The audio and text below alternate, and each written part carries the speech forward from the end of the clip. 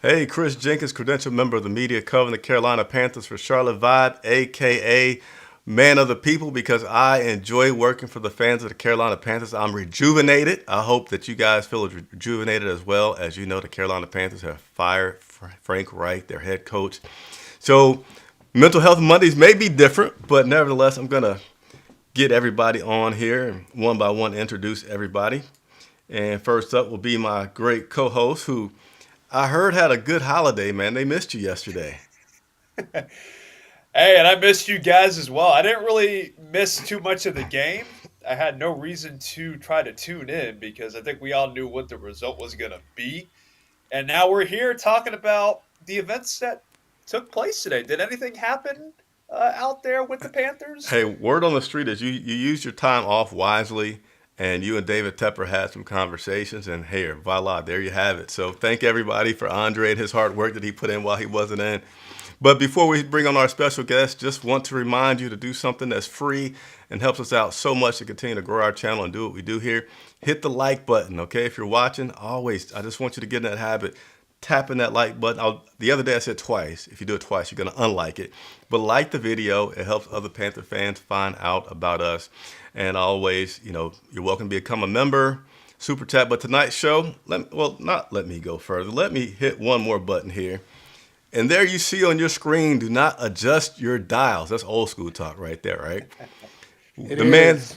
that you see on the screen is one half of the legendary Panther Nation podcast. Dave, I appreciate you on such a newsworthy day of joining me on our channel tonight, along with my co-host Andre. How you doing? I'm doing great, man. You want to talk about timing of things, sir? Okay, you Man, got something?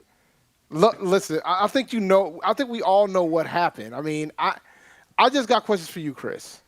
Were you there when the owner had his cuss word outburst? I was not present, and actually, let me go ahead and say this: I wasn't present at the game yesterday. I was here in Charlotte working remotely, Okay. and I'm gonna just get this out there now because I know people are gonna be asking me to ask Tepper questions or to ask Tabor questions. I unfortunately will not be able to be at the press conference tomorrow because already have a previous engagement that I cannot move. So I will do my best to ask other questions at other times, but I will not be there tomorrow, unfortunately, as well. I was gonna ask you because I had a list. I had a list of questions for Mr. Tepper. Oh, now you got a list. I always give you guys an open I've been had a, invitation. I've been had a list, my man. I All always right. have a list. Well, so there you have it. As you see on the screen, myself, Andre Cassidy, and I'm about to say Rashad out of habit, but Dave from Panther Nation Podcast is joining us tonight. Our job here tonight is to be your therapist, your sounding board, your expert, whatever you guys want to talk about. We're here to answer the questions as much as we can. Few ways that you can make sure that we get your question answered. The number one way that we hope you do, there's a link in the description that lets you know how to come onto the show and join us live. So please have no fear. We want to hear from as many people as possible. That's why we go live. So just click on that link on your phone, computer. One day, Apple Watch, I'm sure, or something. If you watch Upload, you'll just be able to do this. I don't know if anybody watches Upload. I love that show on Amazon Prime. But nevertheless, Super Chat's also another way to make sure you skip to the front of the line and get those questions answered. So let me clear my screen a little bit. I got some stuff popping up. See if we got any members that have logged on already. We do not. So where do we start? Frank Reich was fired today. Chris Tabor was named our interim head coach. And I'm just going to start by going through the questions here. We'll just pick the first one. Carson Henson, oh my, where do we go from here?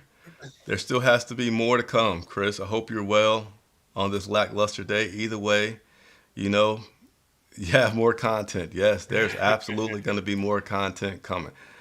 And let me see another one here. We got a lot to discuss, starting with Josh and Deuce, since Frank will be old news by then. So here's where we'll start. I'll toss this one up, and Dave, a lot of times I'll just toss it up, and whoever gets at it first can go to it. Chris All right. Tabor, for me, was a surprise as the interim head coach. Really, by default go to think, hey, you got the offensive coordinator, the defensive coordinator, or maybe a position coach before you go to the special teams coach. And then I thought about why Chris Tabor. I know he has a little bit of experience being an interim head coach, but I thought about good old David Tepper and wanting to manage things. And I thought about last year when he put Steve Wilkes as the head coach, a guy that had been a previous head coach and everybody thought could be a future head coach. He put him in that position and he set the bar high. Hey, if he does great, then I'll do it. But meanwhile, we're just going to see what he does. I think he did that not knowing that he was going to get a guy that turned around his company really well and played 500, and then he had to deal with the backlash of deciding not to go with Steve Wilkes. So I feel like Ivero and Brown would be the obvious guys that could have a future coaching experience. And he said, I don't want to do that yet. I want to give these guys a chance to not give these guys. I want to give myself a chance to more take my time, digest this thing, and not be kind of forced to deal with a guy who might do well. But what do you guys think of the Chris Tabor interim head coach? So for me, the perspective I had was this. Um, this is the third time that David Tepper's had to utilize an interim head coach. I think a lot of folks were primarily focused um, on Steve Wilkes about how well he did, which by the way is the most wins that any coach that he's brought in, interim or not, uh, has done. 6 wins is the bar at this point, and he did it in 12 games. But prior to that, it was Perry Fuel, and Perry Fuel didn't win any games after Ron Rivera let go. So I think the thought here was, I want to maybe you put in a guy that doesn't necessarily want to be a head coach, and not put that risk to if you decide to put Thomas Brown, if you decide to put Evero in that slot, then you got the situation of, oh, if they do well, now the pressure comes about what you're going to do with them. And then there's that crazy statistic about African American coaches that get these interim jobs. Pretty much most of the time they don't get it. So it's probably best to put somebody in there that has no interest in the job. So now you can kind of do a clean slate when it comes to selecting the head coaching vacancy. But I will say this: I wouldn't be surprised if he makes a decision inside. He's got enough head coaches. He's got one candidate that almost got a head coaching job this year. He's got another guy that has the experience in Jim Caldwell. There's a lot of options that he could go with unless he decides to go outside again. But there's a lot of folks who didn't come. You like somebody particularly inside, or you just saying you wouldn't be surprised? I mean, I wouldn't feel like, you got to consider the circumstances too, right? Like, think about it. Whoever this next head coach is going to be isn't going to have a first round pick. They have to be committed to Bryce. So you've already kind of limited yourself on which coaches are going to be willing to go. Because I always say this when it comes to a brand new head coach: you're going to want to get your guy. You know what I'm saying? You're going to want to get your guy, your quarterback, your personnel, to make this work, because you don't want to be dependent on the others. Now, this might be a different circumstance because of how quick Frank Reich was in and out, but you still want to consider getting your guys. So I wouldn't be mad if they decided to do Jim Caldwell, because I know Jim Caldwell can coach. He's shown that he can win in this league. Ero, I wouldn't be mad at that. But I'm more concerned about folks not wanting to take this job. But it's 32 jobs. There's 32 positions in the league, so we'll see. Okay. Well, and you look at this situation in Carolina right now. I mean, with Frank Reich basically, out of the job after 11 games. I mean, that hasn't happened in about 40 years. Right? And so you're looking at it and you're like, okay, so if they did want to hire somebody, right? And if they did really want to go outside to get a guy, you have to think about the whole aspect of Dave Tepper meddling and how much involvement he has in personnel decisions and football decisions that are on the field. And how much of that is going to be a turnoff for people who are on the outside looking in?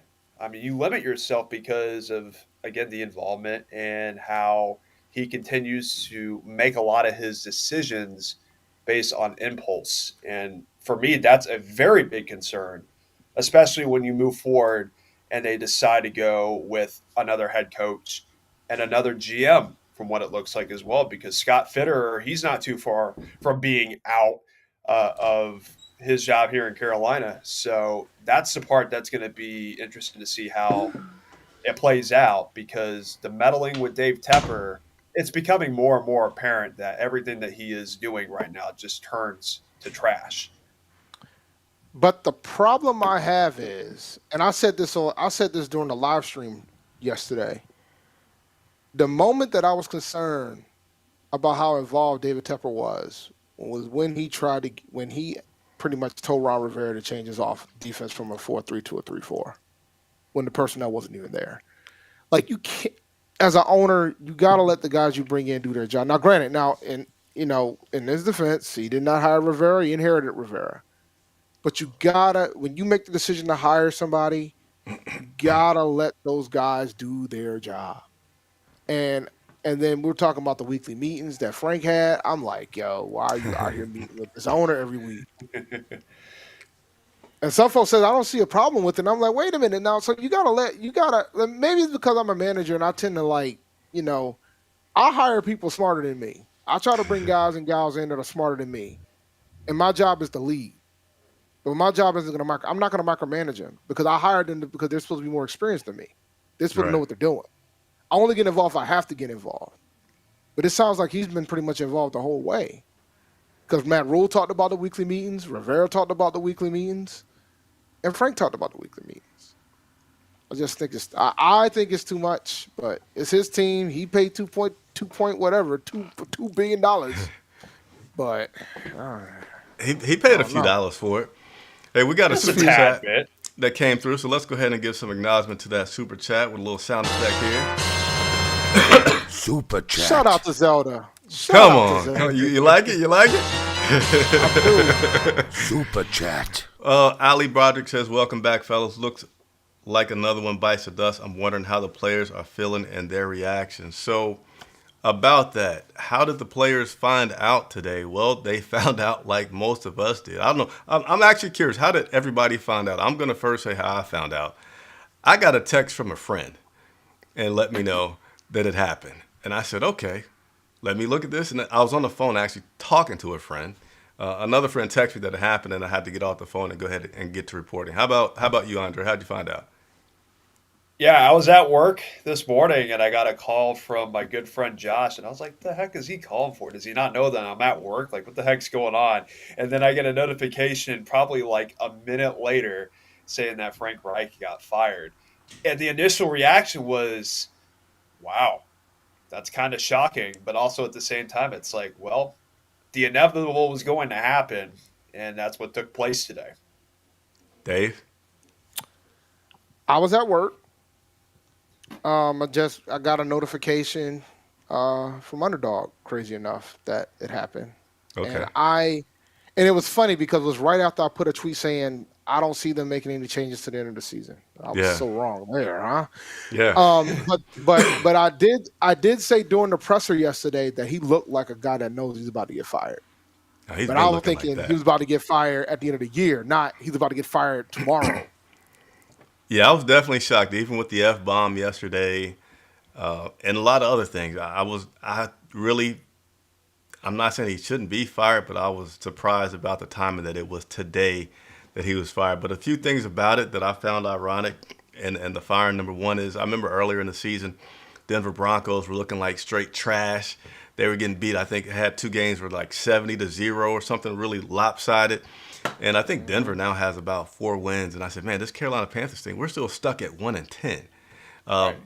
You're able to do some improvements here that we're just not able to get. But players said they found out through social media. And after that, they then had a team meeting, of course, which they were fully disclosed about everything that happened. And there you have it. So a few things that are interesting about this. Frank Reich earned himself to being one of the quickest firings in the NFL history. I think he was number 4 overall, or maybe the 4th in the last 50 years. That only got fired after 10 games that he got fired. I think the next recent one was Urban Meyer down in Jacksonville with Trevor Lawrence. He was able to make it to 13 games. But let's go ahead and move on to a few other firings that took place. I think I might have an image that I could throw on the screen. But anyway, let me get this off the screen about Broderick there. I won't waste you guys' time too much if I can't quickly find all my images. And if I I can't find know, anything, I'll just blame it on the kids, right? I know. Bill Belichick was like a day, but he didn't get fired. He Yeah, with the resigned Jets. With the with the Jets. Jets. I remember that. And then there was, I And guess then the I 49ers learned guy. there's a 49ers guy that only had 9 games. Then there was another guy, I can't remember which team, that only did 2 preseason games. He got fired during the preseason. So I can't remember that name off the top of my head, but yeah, there was a guy from the Niners who was less than him, and then there was a guy that got fired during the preseason. Like you got to be bad to get fired during the preseason. Yeah, you got to go way back to when that was happening on such a short basis. I'm trying to get this image up. I'm not going to waste too much time trying to find this image. I'm still a little bit of a Mac challenge guy, even though it's about 1 year that I've been on it. I can't quickly find stuff, and it bothers me. But nevertheless, Deuce Staley, running back coach, let go. Josh McCown, quarterback coach, let go. Thoughts on the release of those two guys? I have a theory. You want to hear my theory? Oh, we always want to hear your theories. Go Whoa, for it. let's Share hear it. it, man. Oh, he sits up for this one. Let me give you a solo I shot. think I Boom. think that I think the special teams coordinator, I think Chris Tabor made the decision that if they didn't want the guys that wasn't a fan of Bryce, you had to be out of here. And this is just a theory. I don't have any factual Say that evidence to again. show this.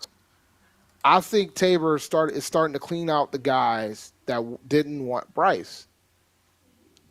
We know that McCown was a fan of Stroud. We know that Frank Reich. Staley, huh? Frank We know Reich was Frank Wright initially, was a yeah. fan of was a fan of Stroud. So I think that's what this boils down to, because I think when you have so many different coaches having different opinions when it comes to how to handle the quarterback position, and if you necessarily get the guy that you wanted, that creates a lot of conflict. I mean, it does. I mean, I think Caldwell, he might have liked Bryce over Stroud. You never know, right? But I think that there were certain folks who probably would rather have Stroud, and there were talks that Frank was one of them, but he was overwritten. And I will be honest, man, I'm always an advocate of, like, if you're going to be the head coach, you should be able to get your guy. And if you don't necessarily get your guy, that's a tough spot to be in. I don't want to give Frank too much grace, but I'm going to give him some grace with regards to that. Because if the speculation was true that he wanted Stroud over Bryce, that was not going to work because he didn't get the guy he wanted. And that was That's my part of Yeah. the theory. reason why Frank Reich was brought into Carolina, was to be able to not only handpick the guy that he wanted to take at that spot, but to be able to groom him and to mature him into, one of those prodigies that he's had an extended list of. I mean, there's a list of quarterbacks that he's been able to work well with, like Andrew Luck, Nick Foles. I mean, the list can go on and on. I mean, those are two very different players, obviously, just in terms of talent level, but he was still able to find success with guys who may not have had, your prototypical NFL quarterback stature or whatever it may be. But that was the big issue coming in, and that was the debate coming into the draft. Was it Stroud? Was it Bryce Young? And internally, whether they wanted to say it publicly or not, they were having some very tough conversations and some spirited conversations as well about who they wanted to take. If Bryce Young wasn't, this undersized 5'10" guy, and the size thing that continues to get brought up week in and week out, which I think he has broken out of because of how many times he's been hit every week. But if he wasn't this 5'10" guy, he would have been the undisputed number one overall pick. But that was really the only reason why it was even a debate. But now when you look at it, months later, I mean, there's a clear disparity between the two players and how they performed. And maybe Frank Reich was on to something in initially wanting CJ Stroud. But again, it comes back to how much involvement this owner has with this team. And it's a very big concern. Hey, I don't Dave. think Go ahead. What you thought? I don't think we can just automatically assume that Stroud would have worked here because it's And also that's about the true. offensive. Right. Yeah, I mean, it's about the offensive scheme too, right? Like we always automatically assume, well, look at what Stroud's doing in Houston, and look how well Stroud's playing. Stroud's got Tank Dell. Stroud's got a good offensive line. Stroud's got a coach that got his back. Stroud's got a defense that puts in that work, and so does he, and so does Young here. But it's a different coaching staff over there. There's a lot of other intangibles we got to take into account. Hey, was it yesterday that it was reported that Stroud had the longest time to throw, and back there dropping back this week? And there's no question. I wouldn't doubt it. Every single time I watch a Houston game, one thing I saw that was in common was that the man had time. Something that Bryce Young does not have. Not much at all. Hey, the link's in the No. description. I want you guys to click on that link, come on and join the show. Dave, I'm going to ask you a question about outside coaches that you may like. I think you might have an answer to that. If you don't, that's fine. But before you answer that, just going to talk about how many coaches that we have been through. And I always like to bring some entertainment to things, right? We're sitting here, content creators, got our jobs, whatever, just trying to take care of our families, right? Hoping for a lottery, hoping for a bonus check during the Christmas holidays. Man, it ain't bad to be unsuccessful coaching in the NFL. Right now, wow. Frank Reich is getting paid about $9 million a year from Indianapolis. He had a contract that I believe ran through 26 when he got fired, right? And then he also has this contract now with the Carolina Panthers. That's another 3 years that he's getting paid, again, about another $9 million a year. That's, I think, enough money to have you set for life and create this buzzword thing called generational wealth. So, not to say I don't feel bad for him, but I know he spoke with, he as in Frank Reich spoke with Scott Fowler today, and he kind of mentioned that he doesn't know his future for coaching. And so that's why I also mentioned the money part, because he doesn't have to do any coaching. He said he's probably going to stay in the Carolinas. Why not? You got like $40 million that's still coming to you over the Like next couple of years. $67 million, almost $70 million he's got coming to him. Yeah, just sit back and say, you know what? It didn't work out, but man, I tried and I ended it by going back to the team that I first started. So I'm just going to sit here and relax. But coaches that we've had, Ron Rivera, Perry Fuel, Matt Rule, Steve Wilkes, Frank Reich, Chris Tabor. So that's the 6 that we've had in a very short time. Before we get into the where do we go from here, Dave, and Andre, if you have any ideas, let me know. I just know I don't, so I'll just toss this up to either one of you guys. Outside possible coaches. Oh, if Ben Johnson wants this job, that's the guy. But he didn't want it last year, right? Maybe things have changed over a year. Maybe he might reconsider this year. I don't know So- why he didn't want it. I don't know if you've seen any reports about why. Well, he didn't. He ended up not interviewing with anybody, if I recall. Okay. He decided to stay in Detroit, Okay. which maybe he might have said, "Hey, man, I might have a good thing coming," which is working out. Detroit's on pace to win that division right now. I mean, hey, they're 8-3, so I mean they're doing something right up there. Oh yeah. Shout out to Brad Holmes, who's the GM. He's an A&T alumnus. Got to meet him during homecoming a few weeks ago. He actually was able to come because it was the bye week for Detroit. But nah, I mean, Ben Johnson's probably the guy if you're gonna go out. And for me, it's Ben Johnson or Evero. So I hope he makes a decision. I know folks have mentioned Bill Belichick. As somebody who lives in New England, let me explain something to you guys. He wasn't good at drafting people, guys. He wasn't a good drafter.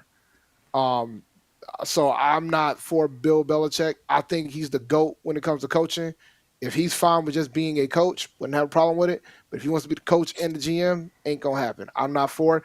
And, oh, by the way, you're assuming, and maybe Tepper will turn a new leaf and be hands-off, but I don't think anybody that wants all the control is going to want to deal with that. Like Jim Harbaugh, he ain't going to want to deal with that. Even though there's talks that he's ready to go back into the league. But you're going to have to give him all the control. And Tepper's already been through that with Matt Rule. But at least the difference is that Harbaugh has been successful. But why did Harbaugh leave San Francisco? Because of the issues with his owner.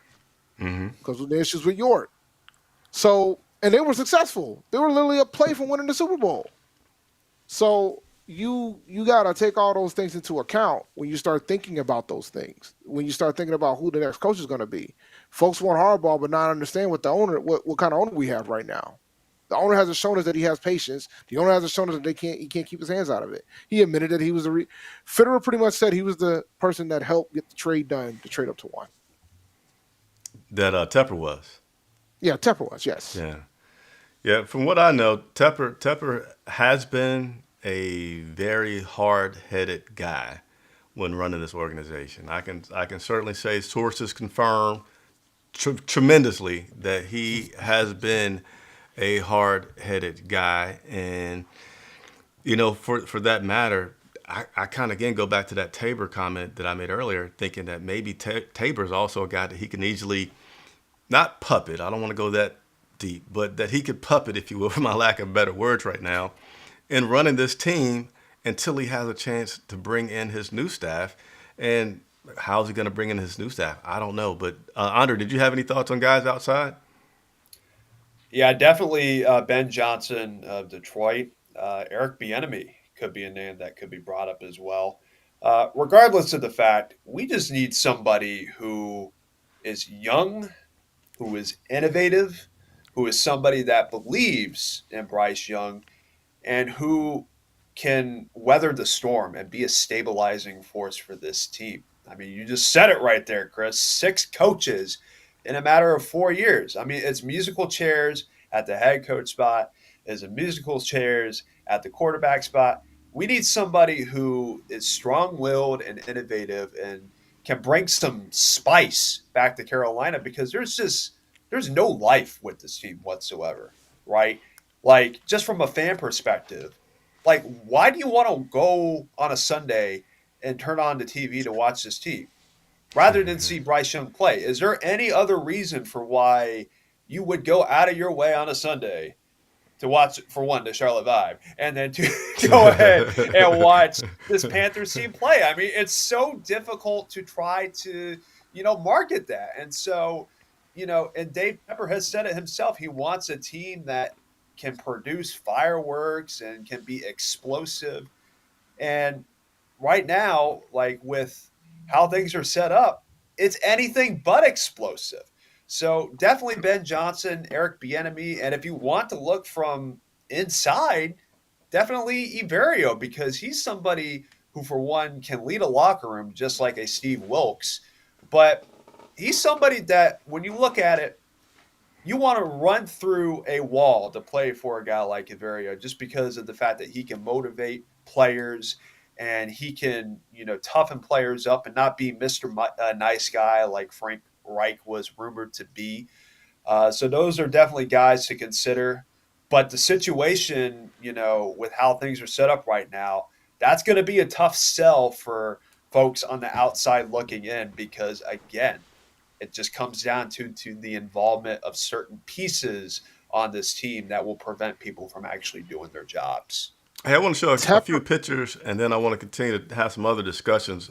Tepper had his breaking point after being in Tennessee, and you were talking about players there, so I just wanted to show a few images in case you guys haven't seen it, that our photographer got the game yesterday. This is how players are looking after the game, man, and I don't think that you could ever expect – look at this scene. That's Eddie Pinheiro and Bryce. Bryce is just looking like – I mean, that's tough. That's tough. I didn't know Eddie P and Bryce Young were the same height. I didn't know they were the same height. That's another discussion as well. Wow. And here, look, the same thing.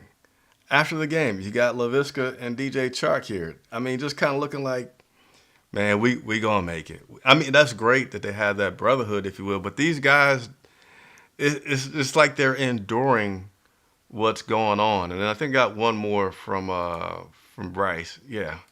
And that was Bryce. That was earlier in the game, just dealing with his O-line and situations that just have not been treating him well. But I want to transition to one more question, then we're going to get into these comments that are coming. Please continue to leave those comments We're going to try to get through as many as we can. Links also in the description if anybody wants to join us. It's kind of like a where do we go from here? And I thought that I'm trying to get out of my head is like, okay, if Tepper is a problem, how do we have hope? Meaning like the next guy that he hires, if he's going to do the same thing, it doesn't matter that we could talk about a Ben Johnson or a Ben, I can't say his name right now, but it doesn't matter what head coach we could talk about if we have an owner that's going to mess it up. So where do we go from here? Or how can we have hope? Speechless. I understand. No, this. I'm not speechless. I never thought that, and we said this after we had to cancel March on Met. I never thought it would get national attention, but I think it got his attention. I'm gonna be honest with y'all. I really do think it got his attention a little bit. Are we still going to March on Met, or is that now we don't need to? Breaking question. Breaking news. Answer it, Dave. From what I understand, Rashad is still. He's still working through what we're gonna do. I hit the wrong sound. That was not the right one. Don't lie to me. I meant to hit this one right here, man. But is there a need? Because the thing is, it's the big. I think folks thought that it was about like removing like coaches and GMs, and while I think it's the right decision, that wasn't what it was about. It was about the owner, and it's about trying to make sure that he does the proper things to make this franchise successful. Because so far he has not done that. Now, if we see him, we got the presser tomorrow. Right? I know you guys ain't gonna be there tomorrow. If he goes up there and says that I'm gonna try to be more hands off, I'm gonna try to do this and that, and we actually see it, we probably don't have a need for it. But I think, and the thing is, Tepper admitted in the past that he didn't know what he was doing. That's why he kept Marty as long as he did. But when you talk about where do we go from here, the only thing I can hope for is that he can realize that he's gonna have to hire his people, and he's gonna have to have some level of patience. Hey, how would you feel he if had Tepper? More patience with Matt Rule than he did with Frank. So why did he have so little patience with Frank, you think? Because the expectation was to win the division this year. That was the expectation. With Frank? Oh, absolutely. You think, or to at least be competitive? No way. Well, no way he had that expectation. He had to. I had it. No way you had that expectation. Oh, I absolutely did. Was that before Spartanburg or after Spartanburg? Even with Spartanburg. No way. Even after Spartanburg, I had that expectation. You know why I had that expectation? Break it down for me. Because we were a game out last year, and the big thing that everybody complained about was quarterback. We thought their offensive line made progress last year. But what I underestimated was how much they tried to change, and it was a lot. And they tried to change a lot to the point where it was like, quarterback part didn't play a big factor in you thinking that maybe they could not. You talking about the rookie quarterback part? No. Yeah. Because if you ask anybody else in Panther Nation, we've had terrible quarterbacks that entire run last year. We were winning games with P.J. Walker, a decrepit Baker Mayfield, and Sam Darnold. And Dave, let me say this too. Games with last year. Let me say this too. Look at our division too. And hey, that was honestly a fair expectation. The freaking Atlanta Falcons, of all people, are leading our division with Desmond Ridder. They're 5-6. When we beat Houston, and I said it on Twitter, I said we only 2.5 games out of the division with 4 divisional games to go. And we got Chicago coming up. We got winnable games coming up. We had games coming up before Dallas, and then everything just went awry. Everything fell apart. We had Chicago. We had Indy. That shouldn't have been. That should have been a winnable game. These are winnable games here. Without Anthony Richardson as well. That's the other part of the equation. What are we doing? I pick a game a year for PNP. I picked the Colts game to get Anthony Richardson versus Bryce Young. And I got Garrett Minshew versus Bryce Young. And Garrett Minshew won. Like so my thing is, yeah, and when I was saying it, some folks thought I was crazy, but some folks understood where I was coming from. You made a decision to move on from Wilkes. So that's what you're telling me. What you're telling me is that you thought that Wilkes going 6-6 wasn't enough. So I'm gonna bring in somebody else that should be able to do better. So yes, I expect them to win the division. 8-9 probably gonna win this division. To ask my team that got 7 wins last year to get one more win more shouldn't be insane. It shouldn't. Well, Dave, there's still hope to win the division right now because the Carolina Panthers are not mathematically eliminated from the playoffs. We're still technically it's on the not bubble. Gonna happen, you guys. Come on now. Mathematically, there's still a chance. Oh, I don't disagree with you. They would have to win but there's out nothing, to make that happen. Tabor would have to beat the Bucks next week for me to have any type of ray of hope to feel like that we have a chance. The Baker Mayfield revenge game. Look at there. You don't think that man right there? Yeah, that man right there looks like he's ready. Dude, he's a Walmart One thing I'll say about Gruden. Tabor. One thing I will say about Chris Tabor. I was at Spartanburg, and let me tell you something. He had them boys going. He was probably more energetic than anybody else that was out there. During special teams. Not even Frank. Not even Frank. All right. I'm going to go ahead and go to these. I want to talk more. And by the way, it's a revert. By the way, Rashad cleared it up. We're going to do something. It's going to be a reverse boycott. Details coming soon. I think we finalized the gear that we're going to have wearing, that we're going to wear. Say that again for people in the back. It's going to be like a reverse boycott. I think we're shooting for the last home game of the season. We're shooting for the last home game of the season. But details are coming. So it's like a pep rally. Okay. Well, we're getting the logistics down. But Rashad's ready to do it. I'm not going to be there. Out the logistics. Look, all right. But it ain't gonna be like a march, so to speak, because y'all gotta have police. Sounds like it's a pep rally. Well, you don't like that pep word. Rally, pep rally in the bank, yeah, man. Because my version of pep rallies and what everybody else's pep rally a little bit different. But all right, Mr. HBCU. Like I expect like a 200-piece band. And we were rocking, but it's gonna be good. Like we're finalizing the design of the shirt, so we're gonna figure it out. All right, this is the comment I meant to put on here, but nevertheless, Quentin, he was a member. He was then lost his membership some kind of way, and he's now back a member. So, as always, want to give special acknowledgement to our members for supporting the channel and coming on. Quentin, glad to see that you are back a member. Disregard that comment. That's not the one I wanted to grab. But let's try to go through some of these comments that I did see up here earlier. Hadn't had a chance to go through. Chance Hines saying, "What's up to me and Andre? Appreciate it very much." I'll let you read this one here, Dave. I don't know what this means. What is this? I know exactly what it means. And look, man, it's Aggie pride to the day I die. But shout out to Jay, man. He made a mistake in his life going to South Carolina State, but things happen in life, so it is what it is. But shout out to Jay. That's my guy. Hey, Dave, I will tell you, this Thanksgiving I ate dinner with a current Aggie football player. I know their football team isn't that great, but it did make me think of you guys, being that you are. Man, it was a rough season, but it was an expected rough season. Hopefully we'll bounce back next year. And hopefully he'll stay. He was glad that the season is over. He does not know if he will do all 4 years at A&T. Listen, all I know is this: folks are already into the portal, bro. So we already got two quarterbacks in the portal right now. So I get it.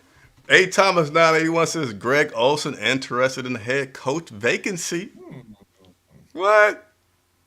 Interesting. Yeah, I saw that. I saw that report, and I will say this: Tepper's hired a college coach. He's hired an experienced head coach. I love Greg Olson. Probably the best. He's the best tight end we've ever had. I don't want him going straight to head coach, bro. I just don't. To me, I don't get into the political talks, but I think that would, for me, start to cringe on the definition of privilege. If Greg Olson becomes a head coach through the path he's taken, that would be the epitome of privilege. What'd you say? That was Jeff Saturday last year. Remember? My man went from the booth My man went from the booth, and he went from doing Get Up on ESPN to the head coach of the Indianapolis Colts. Was he an interim or was he the head coach when he did that? He was interim. He was the interim. But typically, if I remember correctly, John Fox was on that staff. You didn't want to just say, "Hey, yo, John, can you handle the helm to the end of this year?" You had Reggie Wayne on that staff, legendary coach as well. You called just Saturday from the ESPN office, be like, "Yo, man, you wanna finish up the season for me?" It's crazy. What? Bezeldorf says, let's just pray David Tepper's actually patient this time. I mean, did he really need to be more patient this time? Let me finish this comment. Actually has an interview process and doesn't just jump the gun on every single decision. So I think there's a lot to break down from that. I'll read it one more time. Let's just pray Tepper's actually patient this time, actually has an interview process, and doesn't just jump the gun on every single decision. Listen, with regards to Tepper's patience, I agree. He doesn't have any. You don't fire all three of your coaches during the season and have patience. What about you fire all three because they've been bad? Well, Rivera, like the Rivera situation was more about the fact he wanted to get his own guy in. Mm-hmm. I know a lot of folks were saying Rivera's time was up, but that was more about new owner. I want to hire my guy, right? But it was just the timing of that I think everybody had an issue with, because just let him go through to the end of the season and then fire him. It doesn't make any sense to fire him with 5 games left in the season. Yeah. Just because they wanted to have some sort of advantage, head start on their search for their new guy, which turned out to be a downgrade from Rivera. That part of it didn't make any sense whatsoever. Yeah, so you do that, saying you get an advantage, you end up hiring a college coach, and then you bring in the college coach, and then after the second season, it's over. I knew it was over. You still dragged his behind out here for the third year. You did make sure Steve Wilkes was on the staff because you knew it was going to be over, and then you ended up getting rid of him after a couple games too. But the Frank hiring, man, that whole situation was rough. And when it started getting to the point where I started questioning when we were going to win a game, that's when it was pretty much a wrap for him. It was done. I mean, thank goodness Houston happened, because man, if we didn't win it against Houston almost didn't happen. Yeah, Miles Sanders almost ruined that too. That's the other part of it too, because if we didn't win against Houston, we would be here at 0-11, thinking, hey, are we going to win a game this year? Because we just lost to Dallas, we just lost to another winnable opponent in Tennessee, and then who's to say that we're going to win, against these divisional opponents that we're going to be playing up against here in these next couple of weeks? Yeah. So the rest of it says what? Chris did. Chris said we're not mathematically out of the playoffs, which is correct. But I didn't say that I feel like we will make it based off of that. I was just, for those who like to have hope. I like to also provide hope. There is hope. We could finish 7-10 and just like last year, be divisional winners. The leading team. Who do you guys say? Atlanta has 5 wins right now. Is that right? It's a top between Atlanta and the Bucks, if I remember correctly. They're both 5-6. Right. So mathematically, but let me say this, in terms of Tepper and him firing Frank and the patience thing, the interview process, that whole thing, I feel like the best thing for Tepper needs to be him just having the confidence to let it be in somebody else's hands, and that'll answer a lot of the other questions about the patience, the interview process, the this, that, and the other. It's really if you just pull him out, because I think I feel like he's trying to step out of it a little bit more. The Ron Rivera thing, as Dave touched on, that was more his guy, and also that was a little bit of hey, he's a modern analytics guy. Wilkes was that he kind of learned some things, and that he actually has met with other owners, and as he's continuing to stay as attached as he is, that you have a problem. And I want to read one comment, and I'm going to go to more comments here. Trey Boston, former Carolina Panthers today, on Twitter said, "Let's go, Tep. That's what I'm talking about. Standing on business. What's done had to be done. I'm telling y'all because I know y'all listen to me. Tepper, one of my favorite owners I've played for. We might be down, but the only way is up from here. I told y'all I believe. So, do y'all believe in Tepper? Heck no. Okay. Did Trey Boston get paid by Tepper to say that? Are you He might be a kidding legend. me? He might be I a get Panthers it. legend. I got all respect for Trey Boston and what he did for Carolina, and UNC guy. He's a representative of everything Carolina, right? But come on, stop with the cap, man. That's just straight up garbage right there. You really gonna blame Frank Reich for somebody who's been here for a year, and you're gonna look at Dave Tepper and say, "Oh, he's a great owner, right?" 6 years, has not had a winning season in those 6 years. He's the common denominator of it all, right there. I mean, you can't go and say with a straight face that Dave Tepper is a good owner, and this team hasn't been to the playoffs in his time here in Carolina. We were a mediocre team before he was here in Carolina, and now we can't even scrape the bat of being mediocre. We're the laughing stock of the NFL right now. I hate to say it. I hate to say it, but we just are, and people are taking advantage of that right now. Look at Chicago. They're laughing right now at us because of how much they were able to fleece us with those trades that they were able to acquire in those draft picks. It's I'll be ridiculous. clear. It wouldn't have been a fleece if we would have done what I thought they should have done at the beginning of the year, and that's win the division. It wouldn't have been a fleece. Like, it wouldn't have been a fleece at all. We would have been in the 20s of the draft. Hey, But I think I'm telling you, you don't do that if you think you're a quarterback away. You do not make that trade. Like, I was not one of the ones who said whatever it takes to go to one. I was not that guy. I was against it. Hey, do you think Because once Tepper? you do that, Go ahead. Finish your thought, Dave. I'm no, sorry. you got it. Now, what's your question? You got it.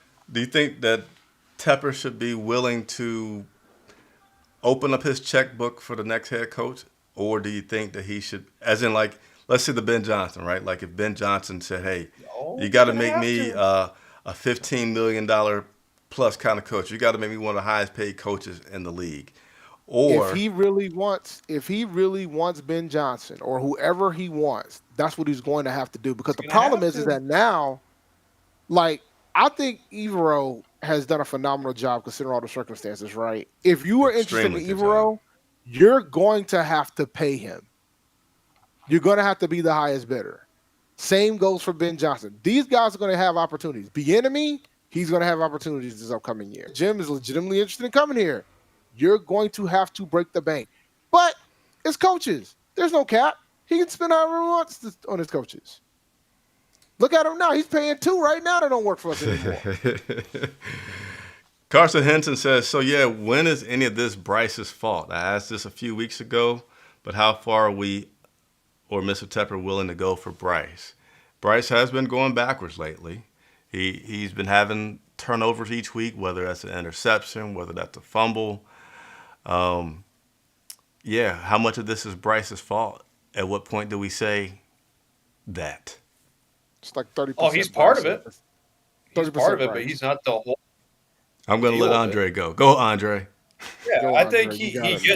he gets some of the blame, obviously, because he's the quarterback. And I think the one thing that we can point the finger on with him is the fumbles, right?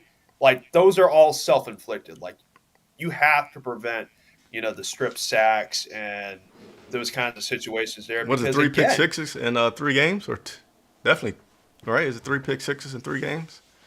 So far, yeah. So, those things you definitely, have to give some criticism to Bryce. And you can look at each individual situation and be like, hey, maybe that was on the receiver there. Maybe it was just a bad throw, you name it. But he was involved in those plays happening. So definitely there's going to be some criticism there. And he deserves part of the blame. But let's just be real about it here. The dude's got nothing to work with. Dude's got no time to throw the ball. He's got walking figurines, freaking stone head figurines as receivers. Like, you call a screen pass on a 4th and 6. Why do you call a screen pass on a 4th and 6? Because you want guys who are fast and that can catch and who can separate quickly. to be able to get past defenders. Nobody on that team can do that. So it's hard to judge Bryce right now because, again, what quarterback in the NFL right now would succeed under these circumstances? You could probably name a handful, but a vast majority of them would struggle under the circumstances that Bryce Young is being dealt with at this point in his career. The only ones I could think of that could probably do something would probably be Lamar Jackson, but he'll probably get hurt. Josh Allen's not accurate enough. He wouldn't have no receivers. Remember, Josh Allen didn't blow up until after he finally got a pure number one wide receiver. Right now, you can argue that we do not have one. But I agree with you, Andre. I think some of this goes on Bryce, but for me, it's around 30%. The other 70 is everything else around him. Games are won in the trenches. I don't care what, and I know folks ain't gonna like the fact that I'm gonna say we probably should take an offensive lineman with the first pick that we have. But I know we're getting to draft status, but I just feel like games are won in the trenches. You have to protect Bryce Young. You don't know what you have. C.J. Stroud ain't gonna ball behind his offensive line, guys. Not in this scheme. It's not happening. Will Levis ain't balling in this with this offensive line. Anthony Richardson will probably get hurt behind his offensive line. And he's the biggest one out of all the quarterbacks. He's hurt now. So I say all that to say Bryce is going to take some of the blame because of the turnovers. But some of those turnovers are self-inflicted because you don't trust the line. The line hasn't been able to protect you. You don't trust your line long enough. You don't trust your line long enough because there's no consistency within there. Some of it's because of injuries and some of it's because of scheme. So. Made for more. Let's go. Dave PMP. Is that a GOAT? Oh, there's a GOAT. Oh, my. Oh, glad to have a GOAT on the show tonight. Appreciate it. A flame. Shout out to Carlo, man. Put some respect on his name over there. I like it. Reich should have spoken up more then and tell Tepper Stroud is his guy that fits his scheme. Let me get my guy instead of going along with Tepper. You know, it's kind of water under the bridge right now. Talked on that topic. Mike Long, McCown said in his YouTube video before he was hired that Bryce was far more developed than Stroud, right? I don't watch enough of those videos to know. I don't know if any of you guys can comment on that. He was. I will say this. He was really. He loved Stroud, so he might have loved both, but he definitely loved Stroud. I think everybody was on board with Stroud up until that S2 cognitive test. Once all that stuff started to come out about him and not scoring highly enough, I think that's when everybody started to realize, oh, maybe Bryce Young actually is the guy. And they put a lot of stock in that instead of, looking at the eye test and seeing what's out there on the field. All right, so we're just gonna have some fun these last few minutes. I always got to stick to the time. I hear the kids on the gate already, so I gotta go before they get enough. They can stack up on each other and come over. This is a fun one though. Elon Musk or Jeff Bezos should buy this team from Tepper. Oh man. I mean, they're both filthy rich, and they're both they're out there. They're out there, and their personalities. Hey, at least this person understands you can't fire the guy. It's money. It's money driven. So if you want him out, you're gonna have to put some serious money out there, which those guys do have. So the problem with Elon is that he would get involved. And that's scary. Oh, he sure would. Bezos might be hands off, so I wouldn't be that mad with Bezos, but Elon would absolutely be involved. He might be more involved than Tepper is. I think Mr. Tepper came in thinking his purse could fix the franchise. He needs to research and find him a trustworthy advisor. Nicole ain't it. The man is a billionaire. So I can't be mad at a guy that's just trying to roll the same way he rolled to become a billionaire. Like Tepper's not your typical guy that got rich. Tepper built that from the ground up. Like Tepper earned it. Like it wasn't inherited. Tepper had to build it, and he became one of the richest guys in the country and in the world probably. I plan on asking him for some stock tips, but he's just not around enough for me to ask him that question, man. Just check him out on CNBC. He be hopping on CNBC. Yeah, he's hiding in his. Hey, he's hiding in his basement right now. I don't need I got like $1 million to invest stock tip. I got like this $1,000 over here.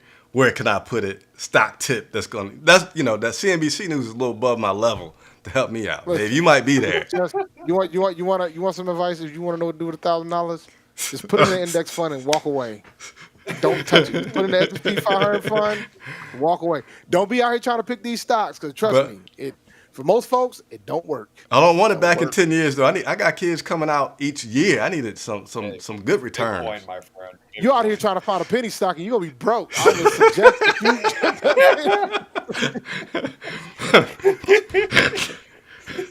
Hold on a second. I got a call. Mr. Tepper, if you're watching, hit up my guy Chris. He needs some stock advice because hey, Chris is about to we have can all use $1,000 it right his now. fund. Hey, we'll have to sell majority of the good defensive players we have just to get enough draft picks to start filling all the holes in this team. What a nightmare.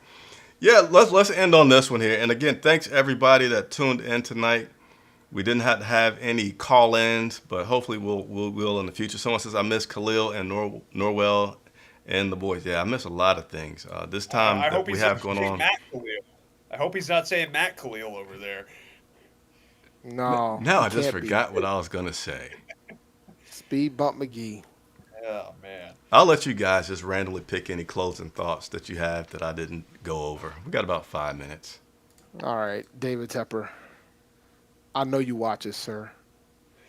So this is what I got for you. Listen, I know you watch us.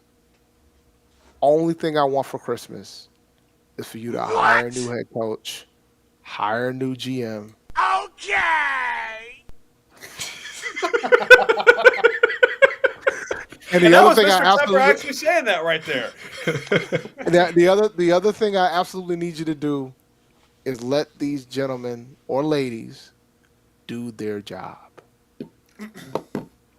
Just let them do their job. Just let them roll. Remember why you hired them and let them do their job. And I think you'll be a happy person in your suite at the bank. I think you'll be thrilled because you might get to see some progress and have some level of patience. Don't panic and let it go. And if you decide to stay the course with Scott Fitterer, I will allow you to tell him one thing. Do not let him trade a thing for 2025. Not a thing. We're already missing a second round pick for 2025. Do not let him trade a thing. You want Scott to go? No. I think it might be time. It's going to have to be time. He's got to get some of this heat for some of this personnel that he picked up this year. This is all him. Unless we blame Tepper for that too. Let me just throw in this super chat, and then I want to ask you why do you think Scott is still here? But we got another super chat. Hey. Love to see Super you guys chat. holding it down. Keep pounding. Only up from here. P.S. We are trying to join the live. You're trying to join the live. What's going on? I'm not getting any notifications. So if you're trying to join the live, Quentin, leave another comment. Let me know that you're still trying because you may be on. Do you have the right link? Could that be what it is, Chris? Yeah, Quentin. So we do have a new link that we put out. Let me see. Is that why we have quietness? It might be You might have different. quietness because you got a different link. Let's see. I'm gonna check real quick. But while I'm checking that, Dave, if you want to tell me why you think Scott Fitterer is still here. I mean, you made a decision to move the coach. Can't move the coach and the GM at the same time. Some people will say you probably would get rid of the GM first, but you're not gonna move. If you're gonna make a rash decision, you ain't gonna get rid of both. You're gonna get rid of one or the other. I mean, I keep hearing reports saying there's possible that there might be more people to leave, but we'll see what happens next.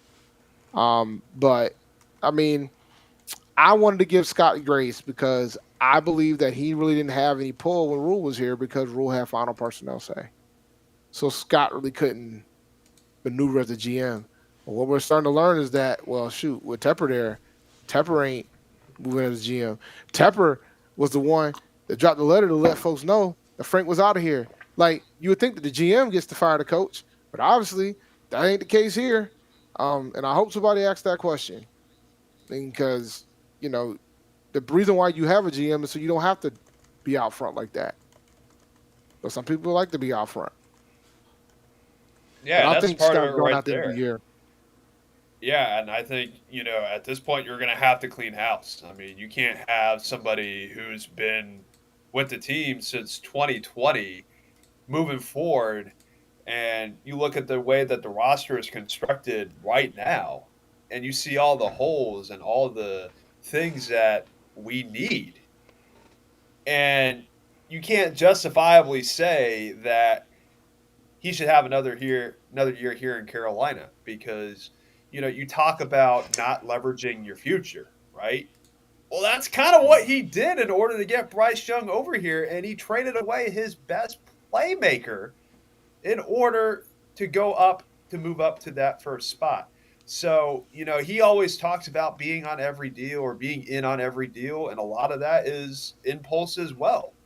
And, when you look at Scott Fitterer, he has made moves, some impactful moves, whether good or bad, but ultimately it has not resulted to any sort of success. And when you're in a results driven league, 3 years is an ample amount of time to try to get things rolling and to figure things out. And unfortunately, he just hasn't, turned things around for Carolina. And the amount of dead money that he's been having to pay to players who are not even on this team, that's something that he had direct correlation to. And that's something that should be held against him because, again, he was the one behind all those moves and all those money moves in order to make that stuff happen. Hey, so this is what we're gonna do.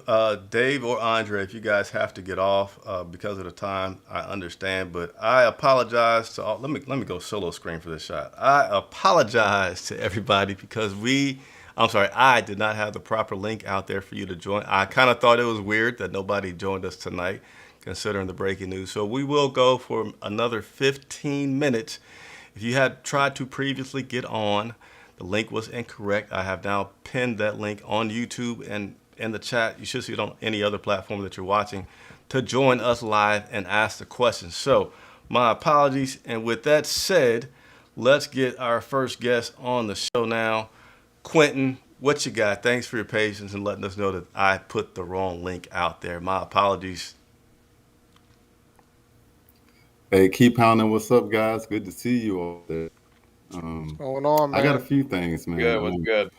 Y'all was spitting the facts tonight, and Chris, I just want to say thanks. The man of the people showing what he does. He's about to go, but because the link wasn't up, he's going to give us 15 more minutes. So thanks for the that. wife gonna let me know about it, but I owe it to you guys. She holding them kids at bay. Hey, I was making a joke. I was like, man, I got to make a super chat just to get his attention, baby. Hey. But I'm back in here. But hey, just a few, man. Like you were talking the facts earlier, man. Hey, Stroud couldn't do the same thing. Well, Stroud would be doing the same thing. Like he got sacked the most out of like all the quarterbacks in the league. So I mean, Stroud wouldn't have been doing more because he would have been throwing the same wide receiver screens they were throwing up, the same plays they're made just for Thielen, and it's the same line. It wasn't no different. So I feel like he would have done the same. They're set up pretty good over there, a different scheme, and they got some hungry animals on the outside of the receivers and everything. The next, as far as Detroit, I think Ben would come in. We didn't get him last year, but the money that Tepper has, it isn't against the cap. So that money for the coach is going to come from his pockets, and he has plenty of it. So when people say who will want to come here, money will get any of them here. You know what I'm saying? And then a lot of coaches want that. Someone want to prove how good they are. You know what I'm saying? And then you can't do no worse. You know what I'm saying? So you're gonna look good either way when you come in here. And I think they got a few pieces in there. I'm surprised to see they let go of Deuce. But I know Deuce was kind of loud in there. They don't like the manly guys in there. Louder than the coaches and stuff. And when we say Teppers, we gotta say Teppers. Because it ain't just Tepper. It's Nicole. She doing a whole lot in there. She has a hand in it almost as much. I'm surprised her name isn't as much as his, because she has a lot of say so and she's involved in a lot of things when you look down and what's going on. And next, what we need to get is the Hogs. I didn't like Gangsta Gettleman when he was in here, but the one thing he Hog did mollies. he made sure we had those hogs in those hog mollies. We had those guys in there. But I don't want to take up too much of anybody else's time. Hey, love you guys. Keep pounding. Let's go. Hey, appreciate it very, very much, Quentin. Appreciate Appreciate it, man. Let's go ahead and move on to our next caller. They're all lined up. Okay. They're lined up. And again, we're staying about another 10 minutes at this point. If you wanted to get on earlier and you couldn't, We still have the GOAT, aka Dave, one half of Panther Nation podcast, on the show Appreciate it, man. for as long as he will be here, and chance to talk to him. Who is this guy Oh, right here here? we go. Identify Here yourself. we go. Hey guys, so I think Frank Reich probably put the wrong link to join in. But anyway, this is the right move. I told you guys throughout the season when he wasn't fired, this team looked lethargic on offense. No sense of urgency, nothing. I mean, it felt like I was watching preseason, week 1, week 2, and so on. No lack of discipline. I mean, Mike K, I'm pretty sure it was Mike K, the other day asked Frank Reich, do you discipline the players? He said, no, I'm not. I don't feel like I should because the players themselves hold them accountable. So Frank Reich treated the players like family members. And here's the deal. You're the boss. You cannot treat the players like family members because if you do, guess what? They're going to give up sacks like 79. Ike Ekwonu and then Frank Reich saying he's playing fantastic. I mean, if he's playing fantastic, why every game does he give up sacks? Or other players dropping passes and so on. So realistically, lack of urgency, which all because of Frank Reich was too nice of a guy, which I feel bad for him, but he wasn't the right coach. As far as Tepper go, I don't think he's a bad owner because here's the deal. Tepper is serious about winning, which you want an owner who is serious about winning, but here's what he should do. Hire someone who played football, such as Steve Smith Sr., Greg Olsen, someone who has better view of what is going on and can help Tepper understand. But I don't think he's a bad owner. I mean, if we had an owner who was okay with mediocre result, that would be even worse. Now, I do believe Scott Fitterell should be fired. As far as the other two coaches that were let go, Deuce Staley, Josh McCown, chances are they were fired because they were more favorite of CJ Stroud. I mean, even Steve Smith today on WFNZ basically stated from the get-go, Frank Reich wasn't a fan of Bryce Young and all of that, which, I mean, you drafted a quarterback. You don't have to like him personally, but you have to make sure to develop him. Otherwise, why take the job? I mean, sure, it's the money, but why take the job if it's not going to be something that you will be successful at it? So I think he just took the job just for the money sake. As far as candidates go, I want someone who's tough. I want someone who will hold the players accountable. This is not high school football. This is professional football, NFL. You have to hold the players accountable and responsible. Of course, you don't want to use racist language or sexual language, inappropriate language, or say anything inappropriate about the player's family member. But at the same time, if you have to use the F word or something like that to get their attention, then do it. Because otherwise, they're not going to take their job seriously. So Jim Harbaugh, Ben Johnson, someone like that, even Avero, would be my top choice.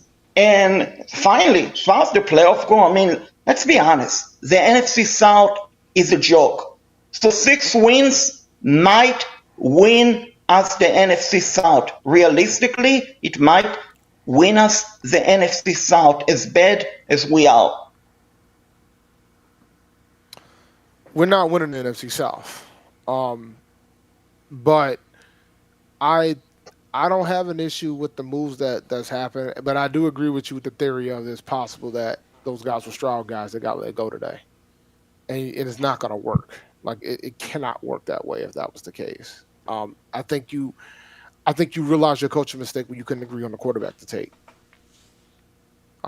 If you can't trust the coach you bring in and the quarterback that he wants, then then you have to question the pick. I don't think you would have had this dilemma with Wilkes. I'm gonna keep it a buck with you. I don't think you would have this dilemma with Wilkes.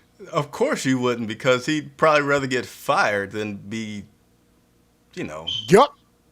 than Right, but anything else. But the problem with Wilkes, guys, number one, he has no playoff experience coaching. I mean, Super Bowl, he was the assistant. But number two, his offensive style, I'm not sure if, honestly, it would have been better than what we had with Frank Reich. I mean, I'm really disagree. not. I disagree. I disagree. I disagree. Oh my God, I disagree. As soon as Frank said he didn't want a power run game, I knew it was over. It's about the talent that you have. The reason why that Wilkes was as successful as he was last year is because he leveraged the people that was on the roster. He leveraged the players and schemed accordingly. That's why we had the ability to do that power run game the way that we did. Play to your strength, and that's what he was able to do. And you hide the weaknesses. And then folks talk about Bill Belichick. That's what he's great. That's what makes Bill Belichick great. Patriot teams play to their strengths and exploit the weaknesses of the opponents. That's what Patriots teams do. That's what Bill Belichick does. That's what he does. That's the formula. He just so happened to have Tom Brady for most of it. Right. No, it did leverage them, but one big difference that I give Wilkes a plus, Wilkes was tough on the players. Wilkes did not state, they're playing good and all of that. He told them the truth, which is what you need. You cannot give up sacks, and I'm going back to 79. You cannot give up sacks, get your quarterback destroyed, and then at the press conference, the coach will say, he's playing fantastic football, we are losing games after games, and the coach saying, we are making great progress. I mean, the NFL is a business, and if you are not willing to take the job seriously, then you shouldn't be an head coach. Hey, Shaquille, I want to thank you for your call. We're about at our limit, but I think a lot of what he's saying about Wilkes and with Frank, the biggest thing is like that presence, right? When you come into the room and you have a presence, command of the room, or last year, I know it was popular saying a leader of men.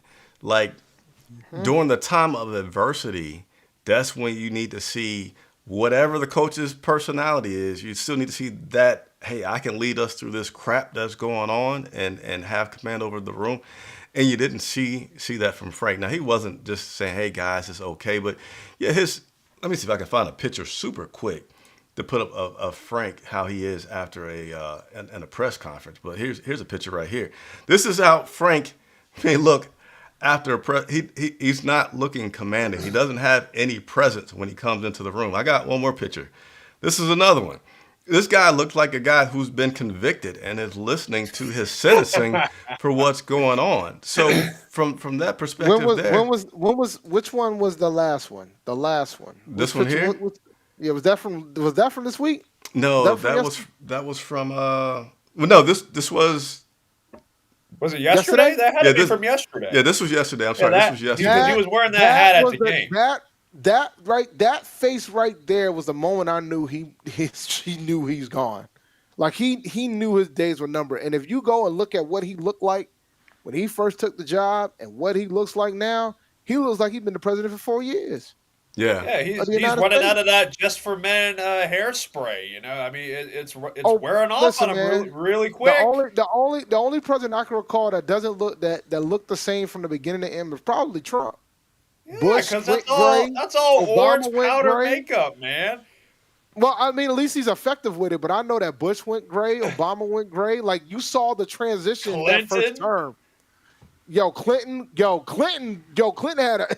Clinton went gray. He had some extracurriculars happening in and around. And he still went gray. That's supposed to relieve stress, not enhance it. But being the president is a hard job. But it's obvious that being the head coach of the Carolina Panthers for 11 games is a hard one, too. In spite of the money. In spite of the money. In spite of that, yes. All right, guys. Love the show. Love having you on, Dave. You're always welcome on at any time. But also, For those who may not know, Dave is one half of Panther Nation podcast with Rashad, and the link's in the description. If you have enjoyed his commentary, click on that. Be sure to check out their channel and join them for their shows. I believe they're going to be live tomorrow. You got a weekly show on Tuesdays, right, Dave? Tomorrow at 8 p.m. we will be live. We will be talking. Tomorrow was supposed to be a therapy session. I don't know what we're going to do tomorrow now. Oh, you're going to have a lot of content tomorrow because tomorrow you're going to hear. Yeah, we're going to have a lot of things to talk about. Like Rashad went live twice today. Tepper, man. Rashad, we've been talking about Tepper for the last 3 months. Yeah. But for all these guys, for Rashad of Dave of Panther Nation podcast, Andre Cassidy, my co-host, I'm Chris Jenkins. Thank you all for watching. Be sure to hit that like button, subscribe. We will certainly see you again tomorrow, and thanks for tuning in.